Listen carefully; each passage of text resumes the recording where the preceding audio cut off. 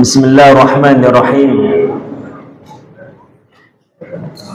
Alhamdulillah hamdan katsiran thayyiban mubarakan fihi kama yuhibbu rabbuna wa yarda.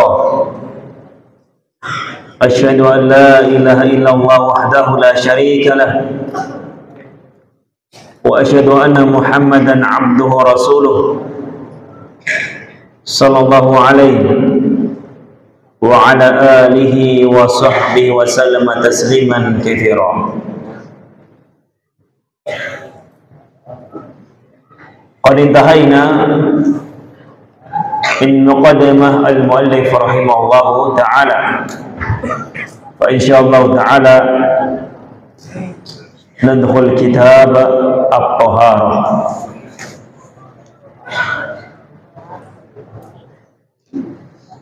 La yatakallam.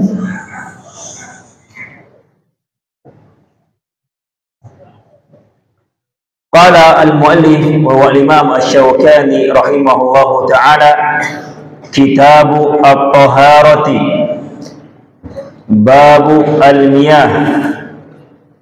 Qala al-ma'u tahirun wa mutahhirun la yukhrijuhu 'anil wasfaini illa ma ghayyara rihahu aw lawnahu aw ta'mahu minan najasati wa 'ani tsani ma akhrajahu 'an ismil ma'il mutlaqi minal mughayyirati at-tahirati.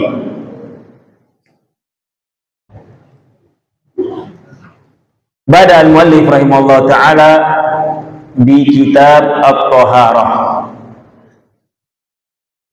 Muallif memulai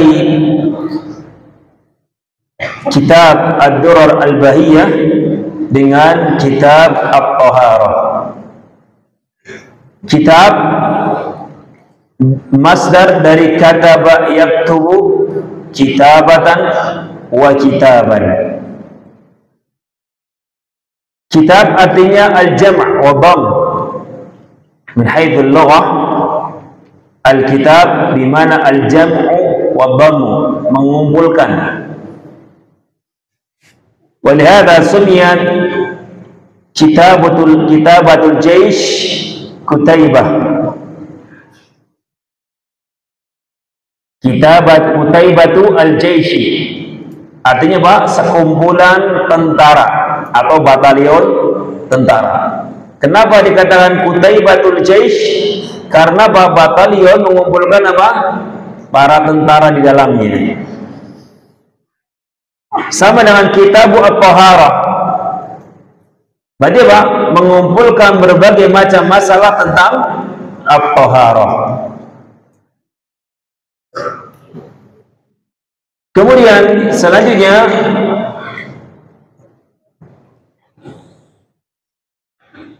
at-taharah lughatan an-nadhafah,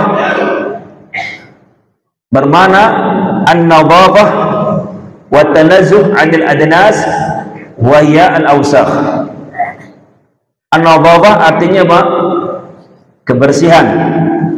Artinya mensucikan diri dari berbagai macam kotoran-kotoran. At-taharah fi syar'i tutlaqu ala ma'nayain.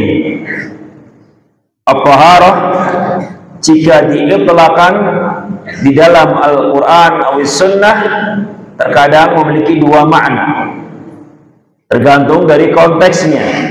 Jadi dalam syariat at-taharah memiliki dua makna. Al-awwal taharatu al-qalbi, kesucian hati. Wa tsani taharatu al-badan, kesucian badan. Idzan at-taharah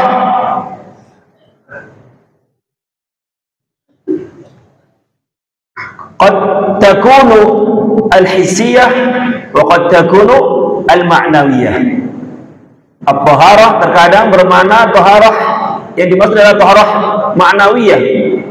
Artinya Pak, suci at-taharah minasyirki fil ibadah wal ghil wal hasad, na'am, wal baghdha li ibadillahi al-mu'minin. Jadi taharah barakallahu bisa bermakna al-ma'nawiyah, secara makna adalah mensucikan dari berbagai macam bentuk kesyirikan. Ya, penyakit-penyakit hati seperti apa? Benci, permusuhan, dan yang lain sebagainya, dari penyakit-penyakit hati. Dan al-muradu huna fi hadha al-kitab wa at-taharah mana hissiyah. Taharah secara hissi, sesuatu yang bisa ditangkap dengan panca indra. Idan at-taharah fi hadzal kitab wa raf'u al-hadathi wa izalatu an-najasati aw ma fi ma'nahuma. Jadi at-taharah di dalam pembahasan kita adalah yang dimaksud adalah mengangkat hadath dan menghilangkan berbagai macam bentuk najis dan apa yang semakna dengan keduanya, yaitu mengangkat hadath atau menghilangkan najis. Kalimat wa fi ma'nahu misal mana? Tajdid al-wudu, memperbarui wudu. Dia belum batal tapi dia wudu kembali. Itu namanya Pak, fi ma'na at-taharah. Kemudian di sini al-muallif rahimahullah taala mengatakan kitabu at-taharah. Kenapa kitab-kitab fikih dimulai dengan kitabu at-taharah, tidak dimulai dengan kitabu az-zakah atau kitabu as-siyam atau kitabu al-hajj?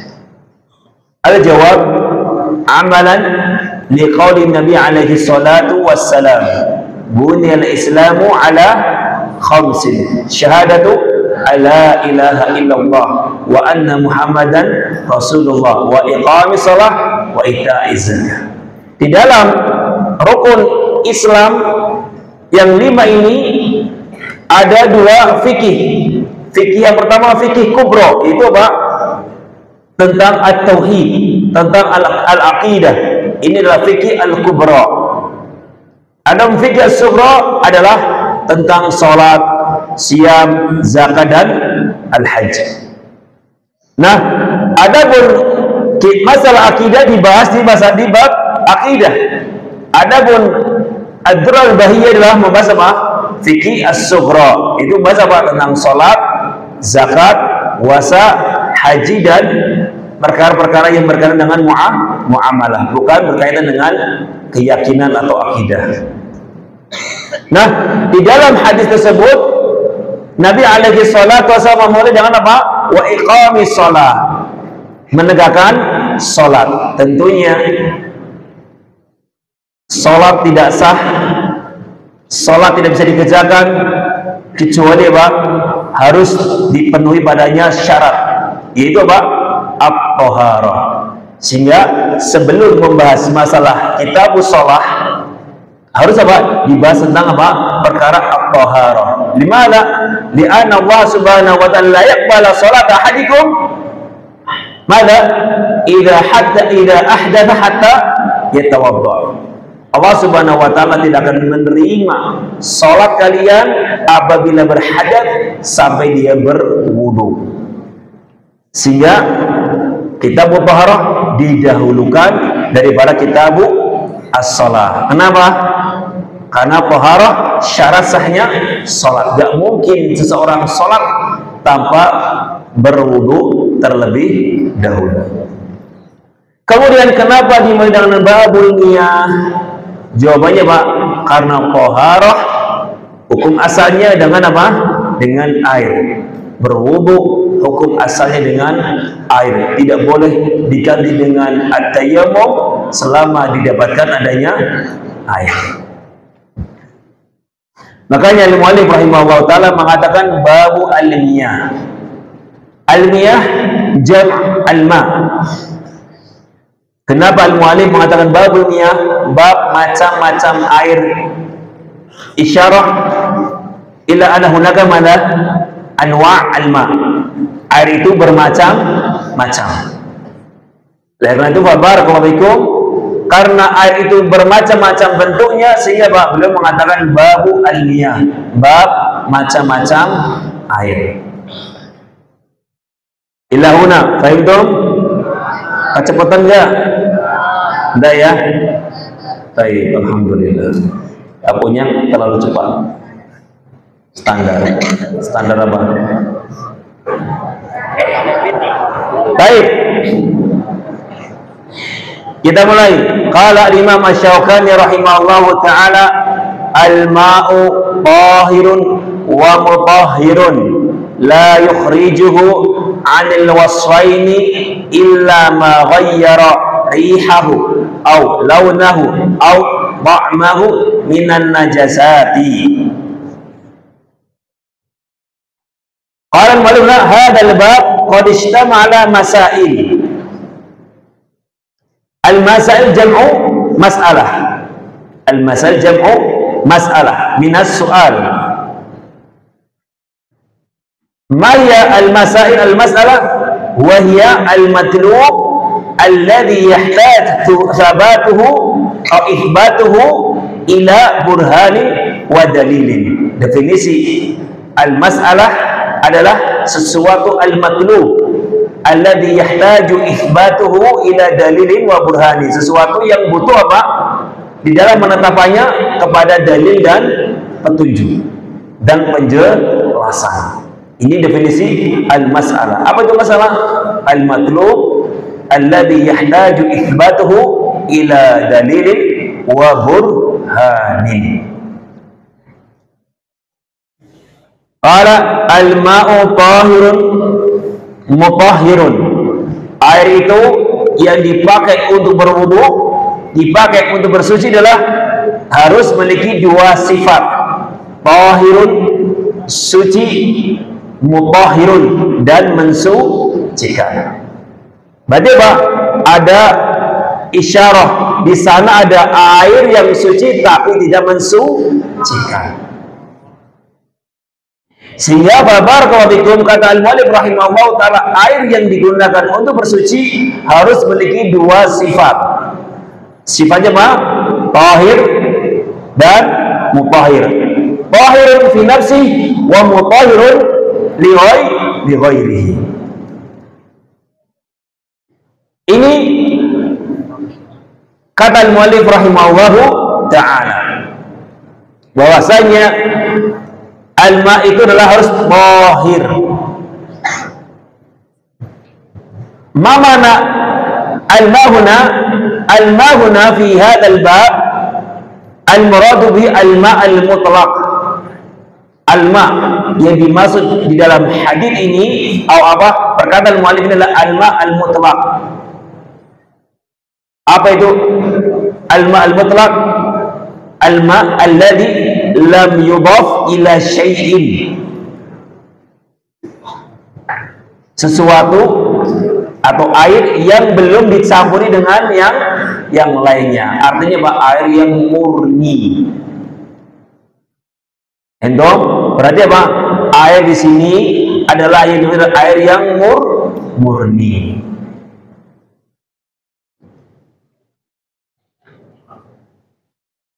Idan al-ma' alladhi lam yudhaf ila syai'in fa yusamma madha? Ma'an mutlaqan. Air yang tidak tercampur dengan sesuatu apapun dinamakan dengan ma' mutlaq.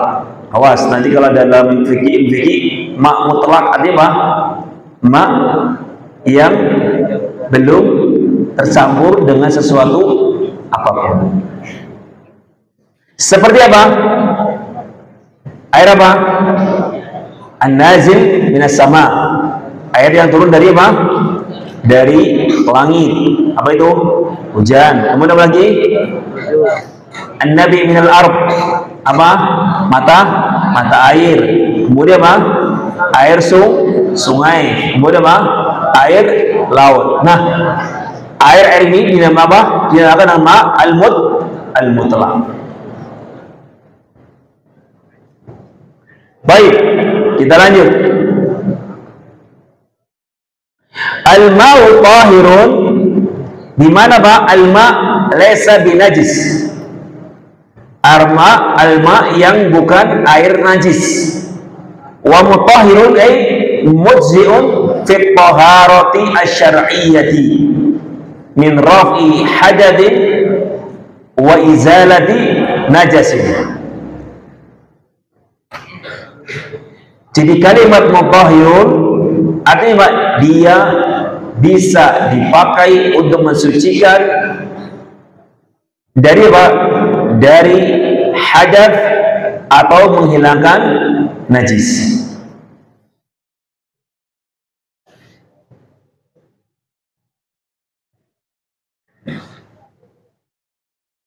Qala,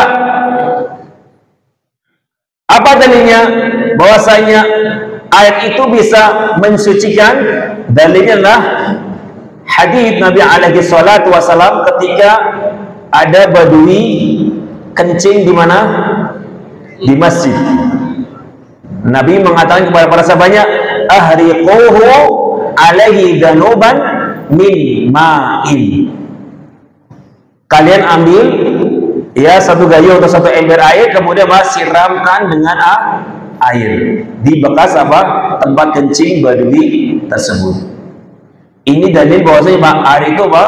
Mensucikan dari najis. Sebagaimana juga Pak Nabi alaihi salatu wasallam menyuruh seorang sahabiyah ketika ingin membersihkan darah haid. Bagaimana ini cara membersihkan darah haid dari pakaian? Beliau mengatakan wa aqrisihi bil ma, ya, ucaplah, bilaslah dengan air. Qala al-mu'allif rahimahullahu ta'ala, al-ma'u tahirun. Al-ma' yang dipakai adalah air yang tahir. Dalilnya apa? Surat Al-Anfal ayat 11. Wa yunazzilu 'alaikum minas sama'i ma'an liyutahhirakum bihi. Allah Subhanahu wa taala menurunkan air hujan. Apa fungsinya? Liyutahhirakum bihi, untuk mensucikan kalian. Berarti Pak menunjukkan bahwasanya Pak, hukum asal air itu suci. Allah Subhanahu wa taala berfirman, wa anzalna minas sama'i ma'an tahuran.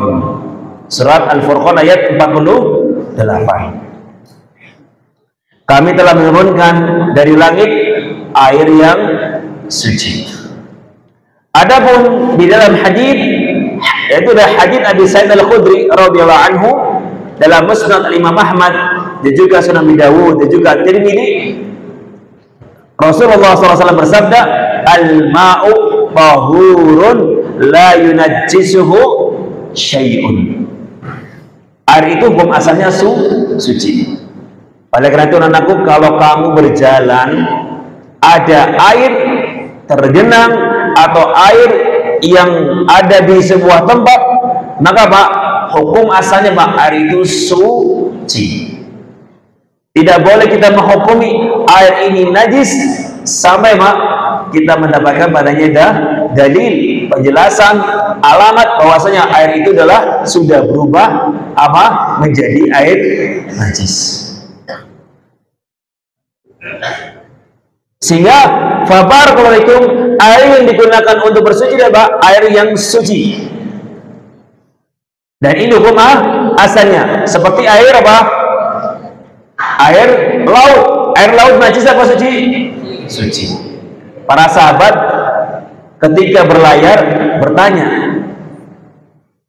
kita kan nggak dapat air. Air yang kita bawa air untuk minum, kalau diminum lalu dipakai untuk berwudu, otomatis sama habis perbekalannya. Maka mereka bertanya kepada Rasulullah tentang air al-bahr. Maka Nabi mengatakan, wa tuhuru ma'ahu wal hillu maitatu. Air laut itu adalah tahur. Air adalah suci dan bangkainya adalah halal. Ini dalil bahwasanya Pak, hukum asal air itu apa? Tahir, suci. Berarti apa? Air ini nggak berubah hukumnya menjadi air najis kecuali apa? Apabila apa? Keluar dari apa? Dua sifat. Ingat, air yang digunakan untuk berwudu harus memiliki berapa sifat? Dua. Tahirun wa mutahhirun, suci dan mensucikan. Qala al-muallif la yukhrijuhu 'anil wasfain, tidak bisa mengeluarkan air itu menjadi hukum najis atau tidak boleh untuk bersuci kecuali apabila telah barakallahu fikum berubah di salah satu dari tiga sifatnya disebabkan karena benda najis. Jadi air tidak akan berubah menjadi hukum air yang najis atau suci tapi enggak mensucikan kecuali apabila Pak, salah satu dua sifat ini hilang. Pertama, yang bisa mengeluarkan hukum tahirun adalah Pak, apabila ada benda najis jatuh kepada sebuah air kemudian Pak, merubah salah satu sifat dari tiga sifat air. Apa itu? Berubah baunya atau berubah warnanya atau berubah rasanya. Nah, ahsantu.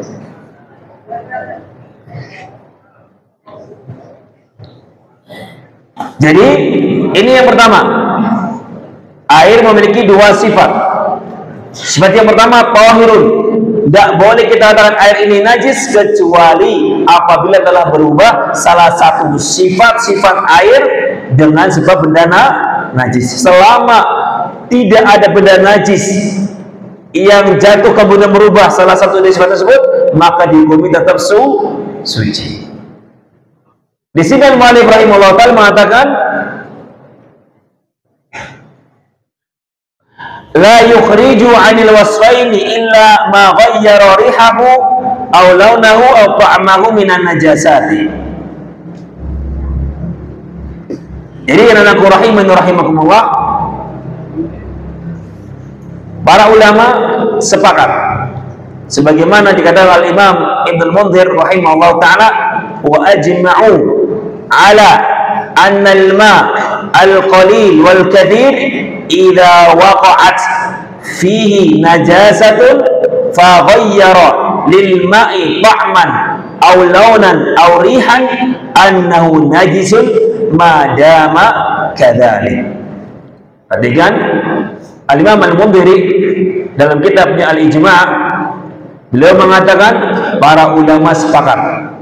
Perhatikan anak, bahwasanya apabila ada air baik sedikit maupun banyak kemudian tertimpa pada air tersebut sebuah benda najis, kemudian apa? Najis tersebut merubah salah satu dari sifat-sifatnya, berubah warnanya atau merubah rasanya atau merubah baunya, maka Pak, dihukumi menjadi najis. Misalnya antum punya bak, kejatuhan barakallahu fikum ya ini masalah ini kotoran manusia, ya, berubah warnanya jadi kuning. Tahu nggak? Misalnya cuma kotorannya cuma sekecil gini, jatuh ke bak air, ya, berubah warnanya. Kita katakan airnya suci atau najis? Najis. Kenapa?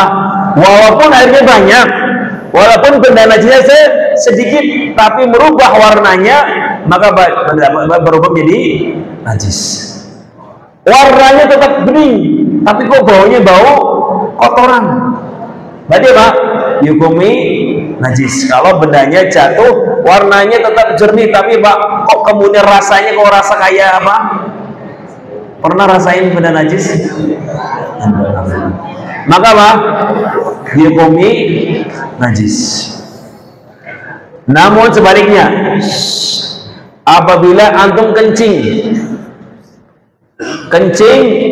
air kencingnya Pak nyiprat ke dalam bak, misalnya nyiprat 2 3 tetes, Kalau ternyata airnya nggak berubah, warnanya, baunya, atau rasanya, kira-kira dihukumi najis apa tidak? Tidak. Walaupun kejatuhan air kencing. Misalnya antum ada air kencing 1 gelas, atau saat gini ya, antum siram di kolam. Misalnya kamu lagi renang di kolam renang, kencing situ. Apakah kita hukumi kolam renangnya najis? Ada 5 orang kencing di kolam renang, apa kita hukumi kolam renangnya najis? Kita lihat dulu, apakah kencingnya 5 orang tersebut berubah warnanya atau baunya atau rasanya? Kalau berubah, hukumnya apa? Najis. Kalau ternyata walaupun 10 orang kencing di situ kok nggak berubah salah satu sifat-sifat air, dihukumi apa? Tetap dihukumi suci. Paham? Jadi apa? Inti masalah Pak, lihat, apabila ada benda najis, baik sedikit maupun banyak, kok ternyata nggak merubah salah satu sifat-sifat air, maka Pak dihukumi apa? Suci.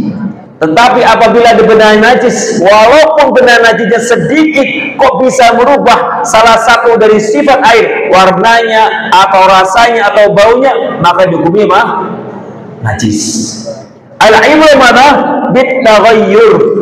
Entum yang ditinjau adalah perubahan. Perubahan karena apa? Karena benda najis. Entum. Idan al-masalah mana kaifa yasiru al-ma'u najisan? Bagaimana air itu bisa berubah menjadi najis? Idza ghalabat alaihi an-najasatu. Apabila najis, benda najis telah menguasai apa? Air tersebut, merubah warnanya atau rasanya atau baunya. Jadi kalau antum kencing di sebelah WC, kok tiba-tiba nyipret, wah dibuang, begitu? Tidak boleh kita ragu-ragu. Tidak, kalau antum kencing di WC kok kencingnya nyiprat ke ember, dilihat kira-kira warnanya berubah nggak? Oh enggak. Baunya berubah? Oh enggak berubah. Rasanya tetap rasa apa? Air biasa. Berarti apa? Tetap dihukumi suci. Jangan sampai tadi anu kencingnya jatuh ke air, langsung dibuang airnya. Boleh nggak? Tidak boleh. Ya, tidak boleh langsung serta merta ketika ada air kencing nyipret air langsung dibuang, tidak boleh. Baik, kita lanjutkan.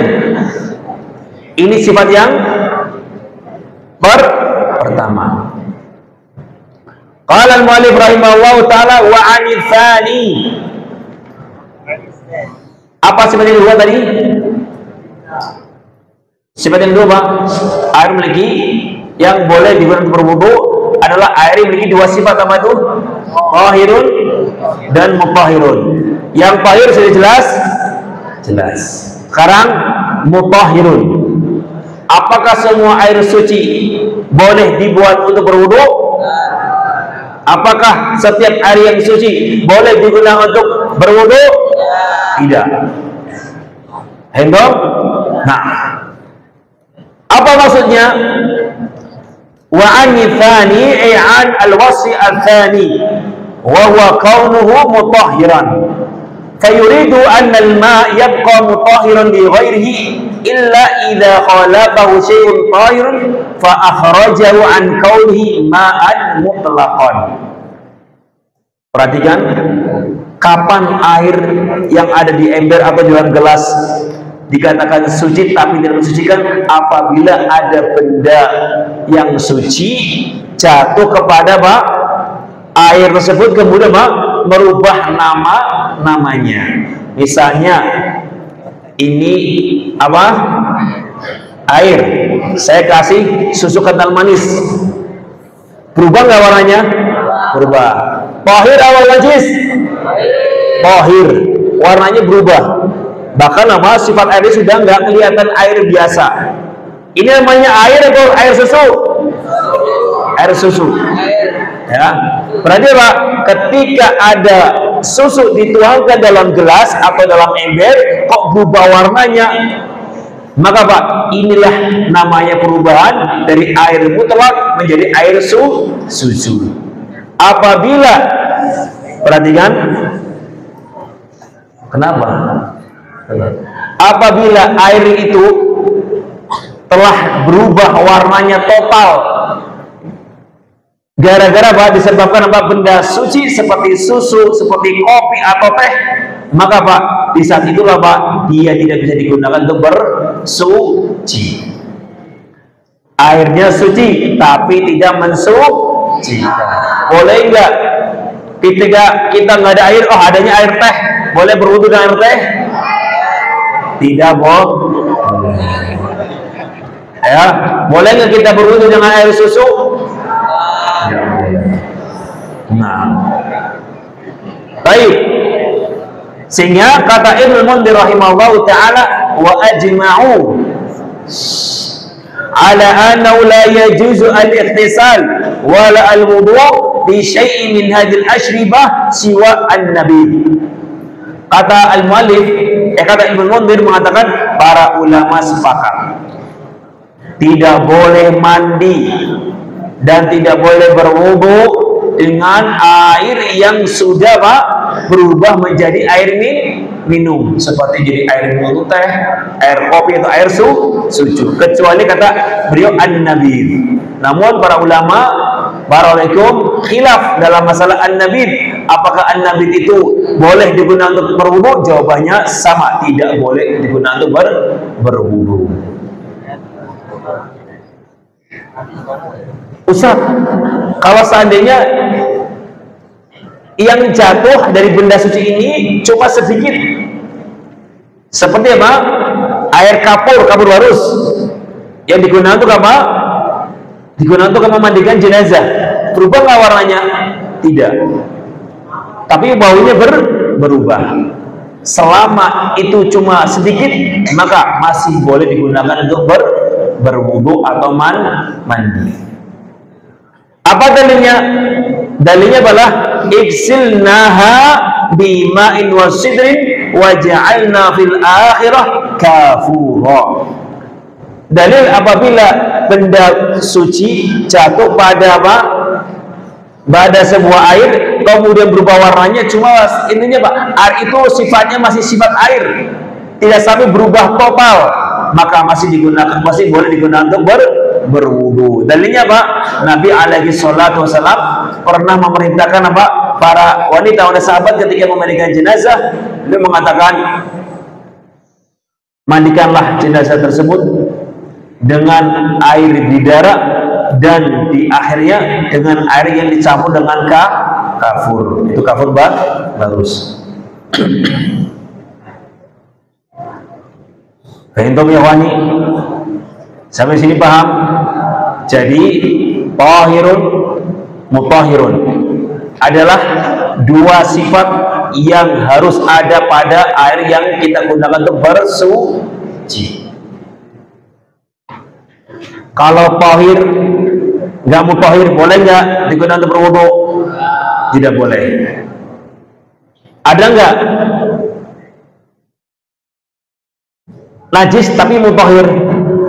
Tidak ada. Ya, yang ada apa? Tahirun mutahhirun dan tahirun ghairu mutahhir. Qala al-mu'allif rahimahullahu ta'ala, wala farqa baina qalilin wa katsirin. Perhatikan, lihat di bukunya masing-masing. Tidak ada bedanya antara air yang sedikit maupun air yang banyak. Kalau ada gelas, kejatuhan satu tetes air kencing, apakah kita hukum najis? Tidak ada bedanya, sedikit maupun banyak dilihat. Apabila ada perubahan, maka kita akan najis. Apabila tidak ada perubahan, kita katakan suci. Boleh nggak minum air ketetesan air kencing? Boleh, selama tidak berubah. Salah satu dari sifat-sifat air. Kalau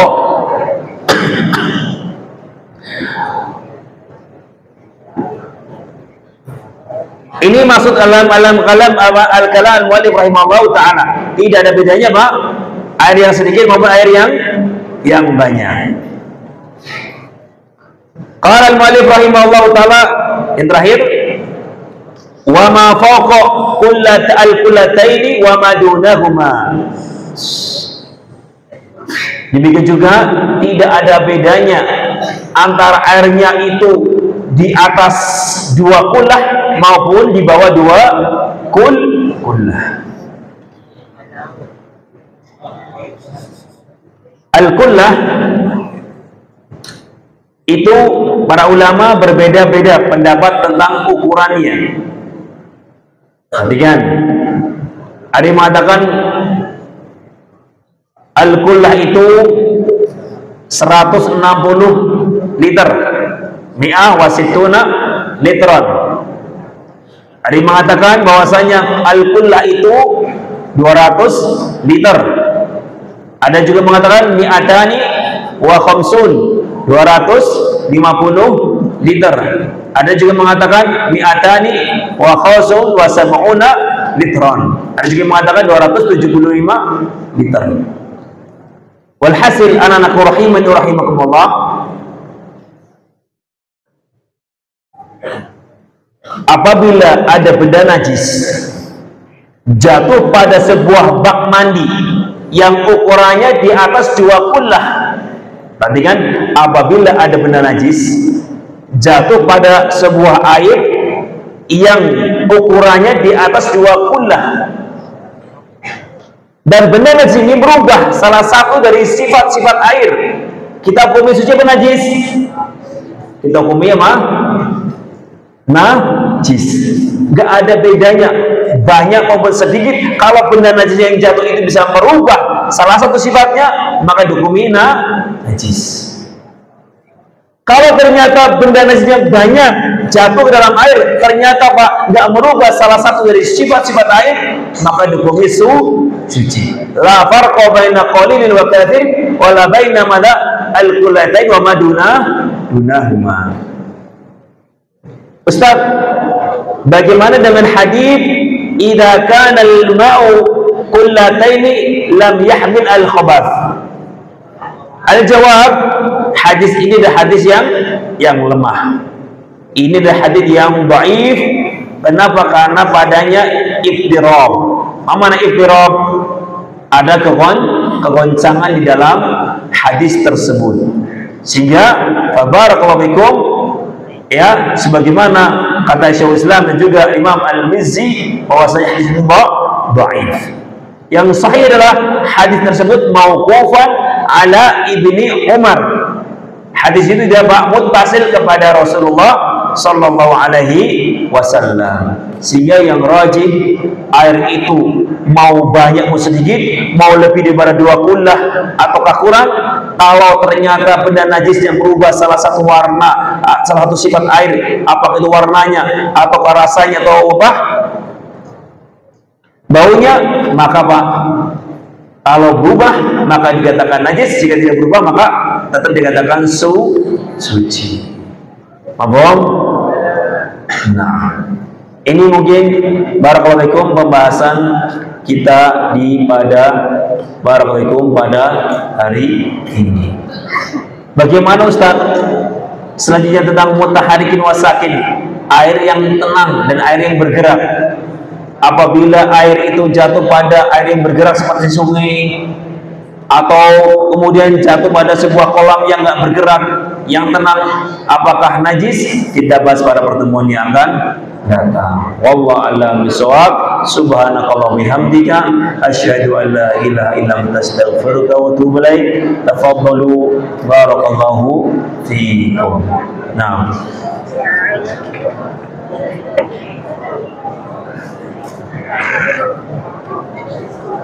Thank you.